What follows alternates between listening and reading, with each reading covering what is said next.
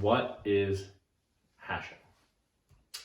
So hashing is a process that runs data or programs, files, pieces of your computer into an algorithm and comes out with a unique value on the other side. Two common hashing algorithms are MD5 and SHA-256. So what does a hashing algorithm actually do? Well, it creates that unique value of letters and numbers that represent something that you fed into the algorithm or gave the algorithm. Much like in arithmetic, we know the way to get 3 is 2 plus 1.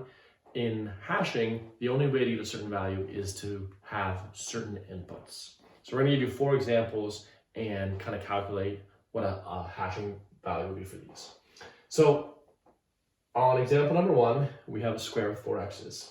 So this square with 4 x's, we'd run through MD5, and it would give us something, let's say, like 1, 2, 3.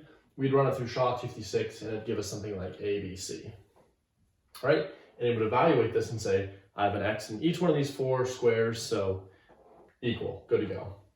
In the second example, we also have an x in each one of the 4 squares, so we would also get 1, 2, 3 as our sum for MD5, and we would get A, B, C as the sum for our SHA-256. Now we come down to example 3. As we can see in the top right corner, we don't have an x. We have a smiley face. So the algorithm is going to give us a different value when we run it through. So in this scenario, if we did it through MD5, it would give us something like 1, 2, 4, and SHA-256 would give us something like A, B, D. And in example 4, you can see here, we also have 4 x's in each one of the corners. However, the x in the bottom right corner is green. So when that runs through the hashing algorithm, it again gives a different value.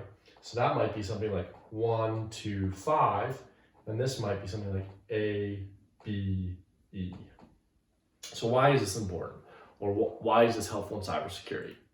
So let's imagine that square number 1 is a file or a program on your computer. Let's say that this is an Excel spreadsheet that you use to track your monthly budget. Well, a hacker has gone in and he's injected malicious code, maybe a macro, into this Excel spreadsheet. And he's changed the properties of the Excel spreadsheet. So when he goes in there and he makes those changes, this X in the bottom right is now represented by a frowny face. So when we run the hashing algorithm on that Excel file, again, we would expect, instead of getting 1, 2, 3 and ABC, we'll get something like 3, 2, 1 and CBA. What this tells us is this file has been tampered with. It's changed from the last state.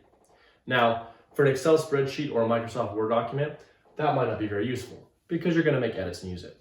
But some of the core programs on your operating system or services that you use, we would expect not to change. So by hashing things, we can proactively determine if those files or programs have been altered.